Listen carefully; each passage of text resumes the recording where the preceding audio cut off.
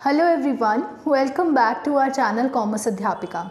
So in the last class, we started understanding the monetary policy of RBI and how RBI uses various qualitative and quantitative measures to control the excess and the deficient demand in the economy.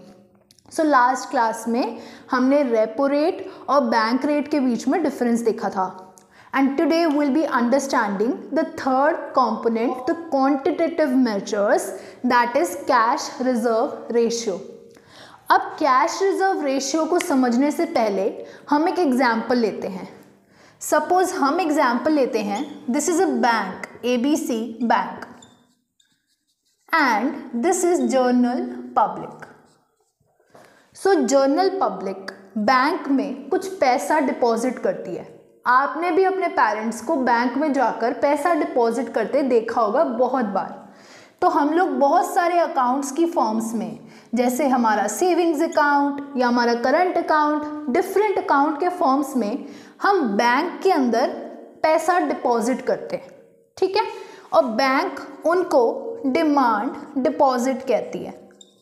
मतलब demand मतलब कि ये पैसा मेरी जनता कभी भी मुझसे demand कर सकती है, राइट. सो इसलिए बैंक उनको डिमांड डिपॉजिट्स कहता है. सपोज एक इकोनॉमी में टोटल डिमांड डिपॉजिट्स जो बैंक के पास आई है, सारे बैंक्स के पास, वो 10,000 है. This is just a hypothetical example कि वो 10,000 के डिपॉजिट्स रिसीव करते हैं. जब हमारे बैंक के पास कुछ डिपॉजिट्स आए हैं, मतलब बैंक के पास 10,000 रुपये हैं, तो बैंक क्या सोचती है, यार सबके सब लोग एक साथ अपना सारा पैसा वापस लेने तो आएंगे नहीं, राइट. आपने भी देखा होगा आपके सेविंग्स अकाउंट बैंक्स में सालों साल चलते रहते हैं और आप वो पैसा विड्रॉ बहुत रेयरली करते हो, सारा का सारा पैसा, राइट. थोड़ा थोड़ा पैसा तो हर कोई निकालता है मंथली बेसिस पे, बट ऐसा रेयर होता है कि अगर आपके सेविंग्स अकाउंट में 8 लाख रुपए हैं तो आप आज के आज 8 लाख रुपए निकालने चले जाओ, जबकि कोई रेयर इमरजेंसी ना आ जाए. इसलिए बैंक्स को ये पता होता है कि मेरे लोग या मेरे जो डिपॉजिटर्स हैं वो सारा का सारा पैसा लेने के लिए एक साथ कभी भी नहीं आएंगे. तो बैंक्स क्या करते हैं कि इस डिमांड डिपॉजिट का कुछ परसेंट पैसा उसको कैश रिजर्व की फॉर्म में रख लेते हैं. सपोज बैंक्स के पास आरबीआई ने कैश रिजर्व रेशियो 10% डिक्लेयर किया है. तो आरबीआई एबीसी बैंक को कह रहा है कि आप अपने पूरे डिमांड डिपॉजिट्स जो कि 10,000 हैं का कुछ परसेंटेज, दैट इज 10%, तो 10,000 का 10% 1,000 रुपीज़ मेरे पास रख दो. ठीक है, तो बैंक्स क्या करते हैं, अपने टोटल डिमांड डिपॉजिट्स में से कुछ पैसा उठाकर आरबीआई के पास रख देते हैं कैश रिजर्व्स की फॉर्म में, कि अगर इमरजेंसी सिचुएशन में लोग अपना सारा पैसा लेने आ जाएं तो मेरे पास सिक्योरिटी की फॉर्म में कुछ पैसा रखा होना चाहिए, है ना. तो अब जो एबीसी बैंक है वो सोचेगा, यार मैंने इमरजेंसी के लिए तो प्रिपेयर कर लिया, तो बाकी का जो 9,000 है वो बैंक्स लोन दे देते हैं. ठीक है, बैंक्स बहुत सारे लोगों को लोन देते हैं. जर्नल पब्लिक को दे सकते हैं, इंस्टीट्यूशंस को दे सकते हैं, कंपनीज को दे सकते हैं. बहुत सारे फॉर्म्स ऑफ लोन्स डिस्ट्रीब्यूट होते हैं, राइट. तो अब हमने ये सिनेरियो समझ लिया, right. It is the percentage of the total deposits that the commercial bank must keep as cash reserves with RBI, है ना. हमने सीख लिया, क्या परसेंटेज सीखा हमने, 10%. तो 10% हमारा कैश रिजर्व रेशियो है. सिस्टमैटिकली समझेंगे, अगर सिचुएशन ऑफ एक्सेस डिमांड है इकोनॉमी में, एक्सेस डिमांड का मतलब है लोगों के हाथ में बहुत सारा पैसा है और आरबीआई वो पैसा खींचना चाहती है. तो आरबीआई ऐसी सिचुएशंस में क्या करती है कि वो अपना कैश रिजर्व रेशियो को बढ़ा देती है. जैसे कि हम एग्जाम्पल लेते हैं, आरबीआई कैश रिजर्व रेशियो को 10% से सपोज 12% कर देती है. इससे क्या होगा, अब कैश रिजर्व्स जो हमारे कमर्शियल बैंक को आरबीआई के पास रखने हैं वो बन जाएंगे 1200, राइट। अब वो 1200 बन जाएंगे। तो अब जो अमाउंट हमारे लोन में जाएगा वो 8800 हो जाएगा, राइट। सो आपको दिख रहा है कि अब क्या हो रहा है, जब आरबीआई ने कैश रिजर्व रेशियो को इंक्रीज किया तो जो हमारे कमर्शियल बैंक के पास पैसा है लोन की फॉर्म में देने के लिए वो कम हो गया। तो इससे क्या होगा, अब कमर्शियल बैंक कम लोन दे पाएगा, लोगों के हाथों में कम पैसा आएगा, लोग डिमांड कम करना स्टार्ट कर देंगे और इस तरीके से हमारा जो एक्सेस डिमांड है वो कर्ब हो जाएगी, है ना।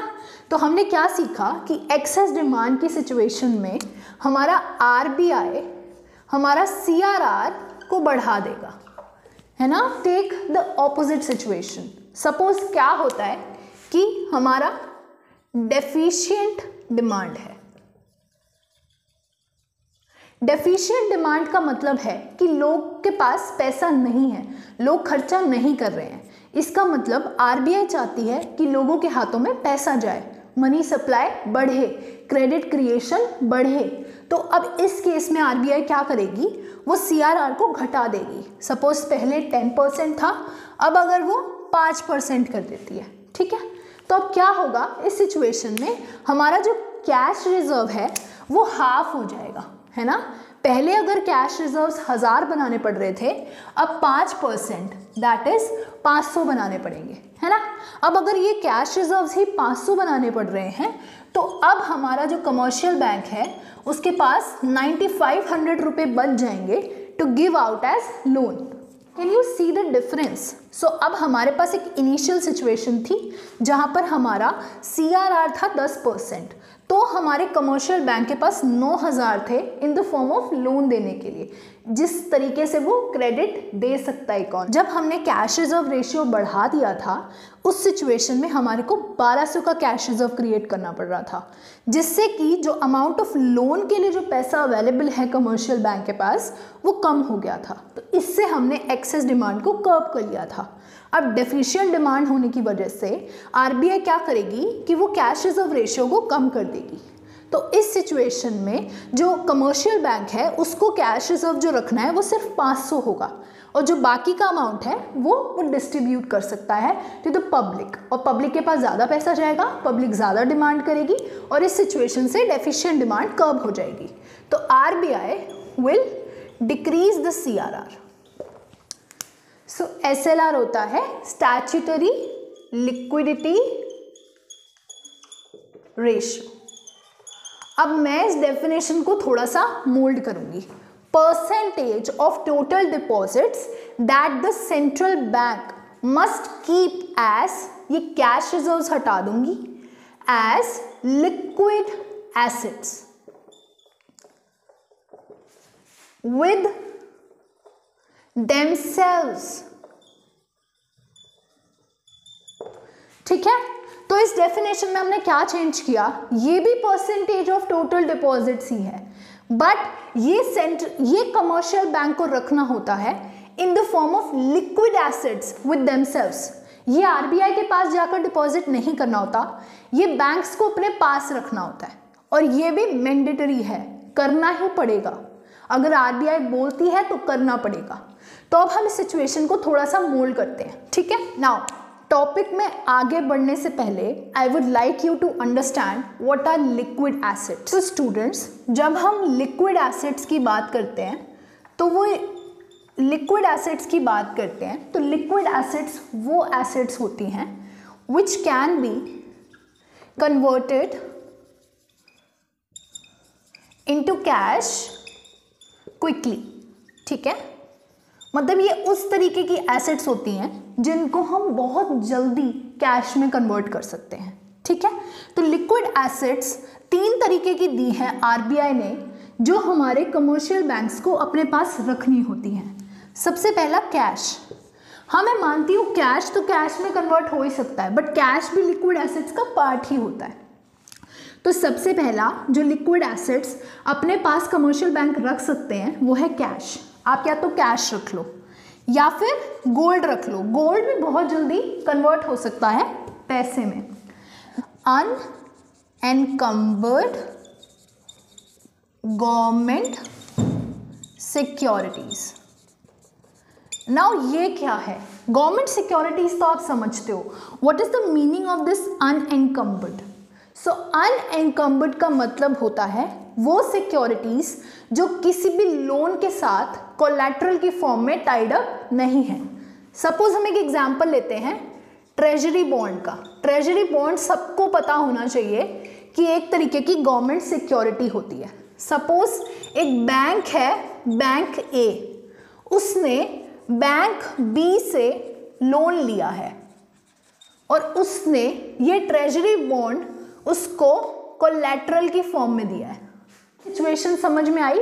हमने यहाँ क्या बोला कि बैंक ए के पास ट्रेजरी बॉन्ड थी, बैंक ए ने बैंक बी से लोन लिया और वो ट्रेजरी बॉन्ड क्या रख दी?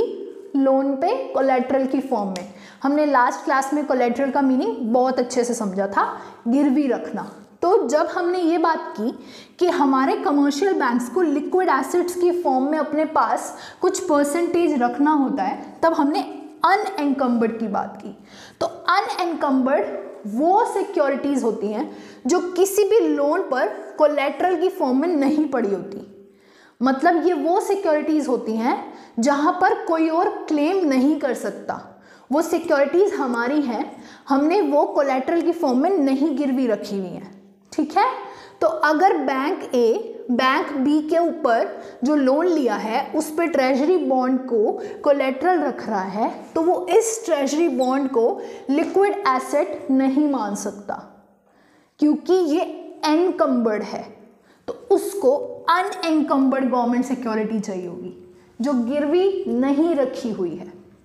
तो हमारे को जो आरबीआई है वो कमर्शियल बैंक को ये डायरेक्शन देती है कि आपको कुछ लिक्विड एसेट्स की फॉर्म में पैसा रखना होगा, क्योंकि बैंक्स के अपने भी ऑपरेशनल खर्चे होते हैं और ये भी डर होता है कि डिपॉजिटर्स पैसे मांगने ना आ जाए। तो सिर्फ सीआरआर की फॉर्म में ना रखकर कुछ लिक्विड एसेट्स की फॉर्म में भी रखो जो कि एसएलआर है। अब वो मैं बता रहा हूँ कि इन तीनों फॉर्म में आप रख सकते हो, और जब भी मैं आपको ये डायरेक्शन दे रहा हूँ कि आपको रखनी ही रखनी है तो आपको ये लिक्विड एसेट्स की फॉर्म में रखनी पड़ेगी। तो अब सपोज स्टैट्यूटरी लिक्विडिटी रेशियो 10% है, हम यहाँ पर भी यही अज्यूम कर रहे हैं। इसका मतलब हमारा एबीसी बैंक को 10% जो है उसके डिपॉजिट्स पर एसएलआर की फॉर्म में भी पैसा रखना पड़ेगा। सो अब हम इस सिनेरियो को थोड़ा सा बदल देते हैं। ठीक है? अरे एबीसी बैंक के पास टोटल डिमांड डिपॉजिट 10,000 है।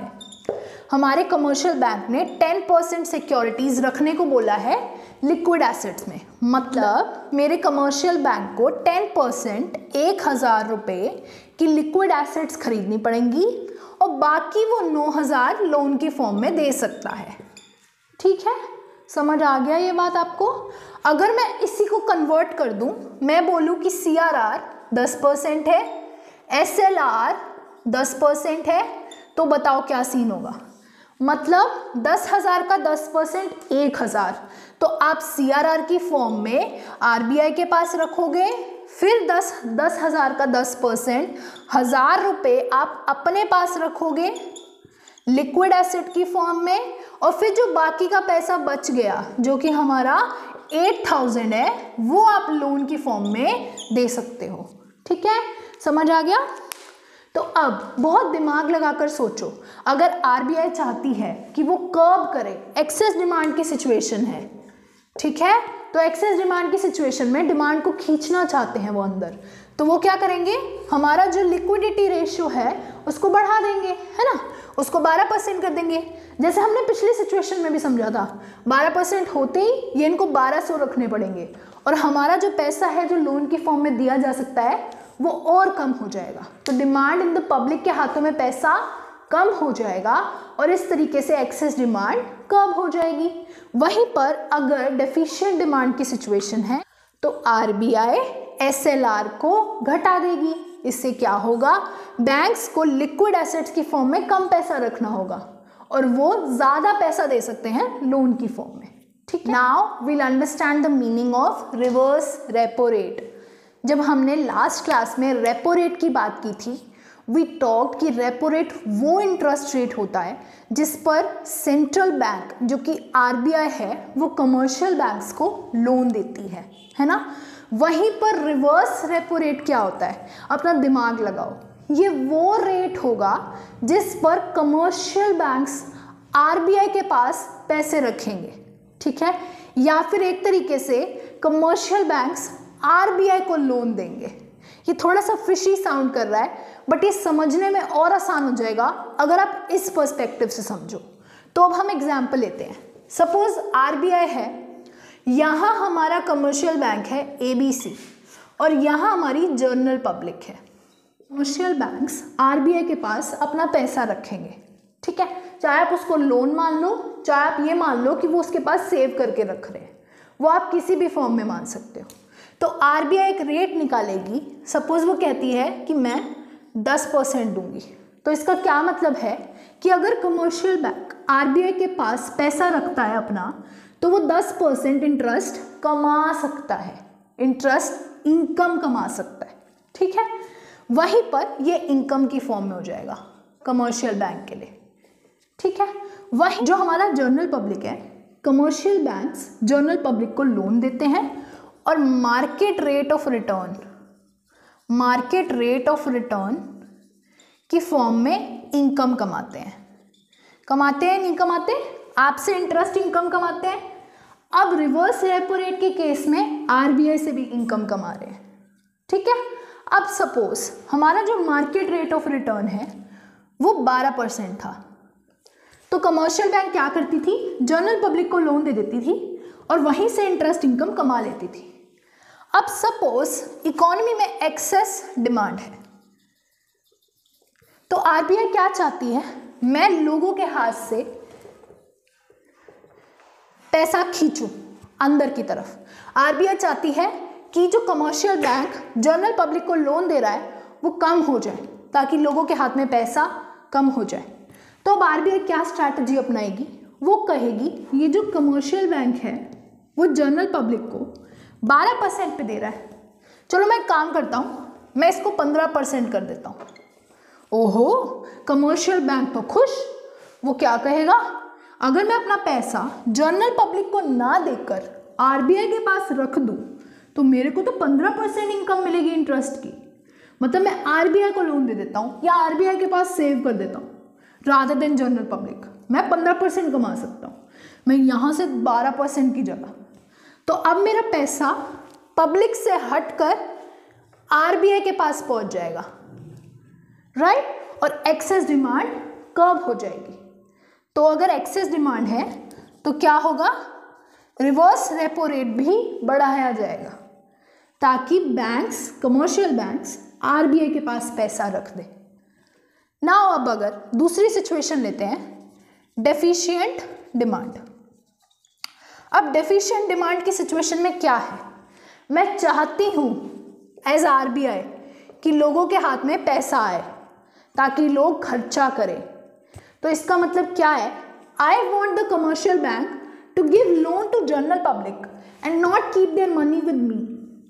So what I'll do, मैं ऐसा करूँगी, मैं यहाँ से जो इनकम थी in the form of reverse repo rate वो घटा दूँगी, मैं इसको 10% कर दूँगी।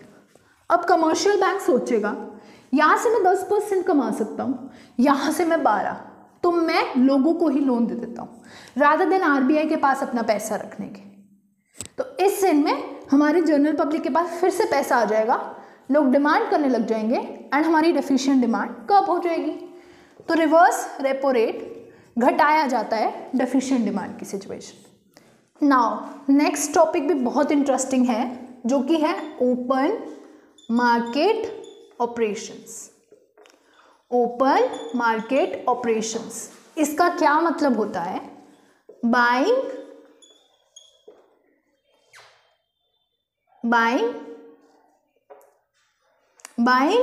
and selling of government securities by RBI in the market। अब सेंट्रल बैंक एज आरबीआई के पास बहुत सारी गवर्नमेंट सिक्योरिटीज़ होती हैं। Government securities in the sense government की ट्रेजरी बॉन्ड, गवर्नमेंट की नेशनल सेविंग सर्टिफिकेट्स, ऐसी बहुत सारे गवर्नमेंट की सिक्योरिटीज़ होती हैं जो कि आरबीआई अपने पास होल्ड रखता है। ठीक है, तो अब हमने एक सीन समझ लिया, ये हमारा आरबीआई है और आरबीआई के पास गवर्नमेंट सिक्योरिटीज़ होती हैं। ठीक है, अब इसके बायर्स होते हैं बहुत सारे, जैसे कि कमर्शियल बैंक्स हो गए, इंस्टीट्यूशंस, फाइनेंशियल इंस्टीट्यूशंस हो गए, ये सब लोग आरबीआई से गवर्नमेंट सिक्योरिटीज़ खरीदते हैं। ठीक है, अब इसमें मत घुसो क्यों खरीदते हैं, क्या काम है इनका, बस इतना जानो। ऑब्वियसली आप सिक्योरिटीज़ खरीदना चाहोगे, वो भी गवर्नमेंट की, क्योंकि इतनी ज़्यादा रिस्क फ्री होती हैं और रिटर्न भी अच्छा देती हैं, तो हर कोई गवर्नमेंट सिक्योरिटीज़ खरीदना चाहता है। तो कमर्शियल बैंक्स, फाइनेंशियल इंस्टीट्यूशंस, ये सब आरबीआई से जो है वो गवर्नमेंट सिक्योरिटीज़ खरीदते हैं या बेचते हैं। ठीक है, अब सपोज एक सिचुएशन लो इन्फ्लेशन की या फिर एक्सेस डिमांड की। आप कंफ्यूज मत होना कि मैंने एक्सेस डिमांड और इन्फ्लेशन को साथ क्यों लिखा, क्योंकि हमने ये सिचुएशन अपने डायग्राम में भी समझी थी कि एग्रीगेट सप्लाई है, ये एग्रीगेट डिमांड है एट फुल एम्प्लॉयमेंट। अगर हमारा एग्रीगेट डिमांड जो प्लान्ड है वो ज़्यादा हो जाता है तो ये एक्सेस डिमांड की सिचुएशन होती है, और ये कुछ नहीं होती, ये इन्फ्लेशनरी गैप को राइज देती है ना। इसलिए मैं इन दोनों सिचुएशन को साथ टैकल कर सकती हूँ। अगर एक्सेस डिमांड कर्व करनी है, इसका मतलब मैं इन्फ्लेशन को भी कर्व करने की कोशिश कर रही हूँ।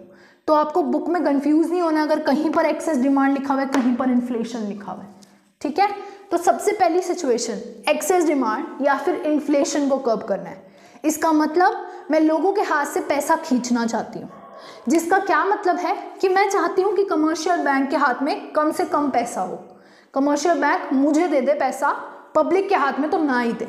ठीक है, तो इससे क्या करेगी आरबीआई, वो गवर्नमेंट सिक्योरिटीज़ को सेल कर देगी। क्या मतलब, आरबीआई कहेगी आओ कमर्शियल बैंक्स, आओ फाइनेंशियल इंस्टीट्यूशंस, मुझसे गवर्नमेंट सिक्योरिटीज़ खरीदो। तो कमर्शियल बैंक्स जो मनी है वो इनको देंगे आरबीआई को, और आरबीआई से गवर्नमेंट सिक्योरिटीज़ ले लेंगे। ठीक है, जैसे कि हमारा एनएससी खरीद ली, चलो जी आरबीआई ने कमर्शियल बैंक से खरीद लिया। क्या खरीद लिया, एनएससी, और पैसा तो आरबीआई ने खींच लिया कमर्शियल बैंक के हाथ से। अब कमर्शियल बैंक के पास पैसा कम हो जाएगा जनरल पब्लिक को देने के लिए, और इन्फ्लेशन कर्व हो जाएगा। इसीलिए RBI sells government securities if it wants to curb inflation और curb the excess demand. Now what if there is deficient demand, demand कम है, मैं बढ़ाना चाहती हूँ as RBI. Now I will purchase the government securities from commercial bank. Why? अगर मैं इसे परचेज करूँगी मतलब आरबीआई एज आरबीआई मैं इनसे परचेज कर रही हूँ, मैं इनसे खरीद रही हूँ, मैं इनको कहूँगी लाओ गवर्नमेंट सिक्योरिटीज़, लो पैसा, मेरे से पैसा ले लो। कमर्शियल बैंक के पास पैसा ज़्यादा हो जाएगा, कैश रिजर्व्स बढ़ जाएंगे, इससे कमर्शियल बैंक्स की एबिलिटी बढ़ जाएगी क्रेडिट क्रिएट करने की, या फिर लोगों को लोन देने की कैपेसिटी बढ़ जाएगी कमर्शियल बैंक की, और डेफिशिएंट डिमांड कर्ब हो जाएगा। आई होप आपको ये सिचुएशन भी समझ आई होगी। तो डेफिशिएंट डिमांड की सिचुएशन में ये परचेज करें। सम अप एवरीथिंग, हमने अब तक मॉनेटरी मेजर्स के अंदर क्वांटिटेटिव मेजर्स को समझा है, जिसमें हमने repo rate, bank rate, reverse repo rate, open market operation, CRR और एसएलआर देखा है कि कैसे इन मेजर्स को यूज़ किया जाएगा इन्फ्लेशन को भी कर्ब करने के लिए, एक्सेस और डेफिशिएंट डिमांड को भी कर्ब करने के लिए। अब नेक्स्ट क्लास में बहुत ही इजी टॉपिक बच गया है, मॉनेटरी पॉलिसी का क्वालिटेटिव मेजर्स, हम उसको भी कंप्लीट कर लेंगे। अब आई होप आपको ये टॉपिक्स बिल्कुल अच्छे से समझ में आ गए होंगे। ये आपको सिर्फ आज ही नहीं, आपके बीकॉम में, बीबीए में, एमकॉम में, एमबीए में, सब जगह पर हेल्प करेगा। तो आज ही इसको एक रूल बना लो, या आज ही अपने मन में ये कमिटमेंट बना लो कि मुझे इन टॉपिक्स को अच्छे से समझना है। अगर आज आपने इनको अच्छे से समझ लिया, आपको आगे फ्यूचर में बहुत ज़्यादा हेल्प होगी। So thank you so much for watching this video. अगर आपको कोई भी डाउट है तो आप कमेंट सेक्शन में लिख सकते हो। You can also contact me on my mail ID। Thank you so much for watching this video.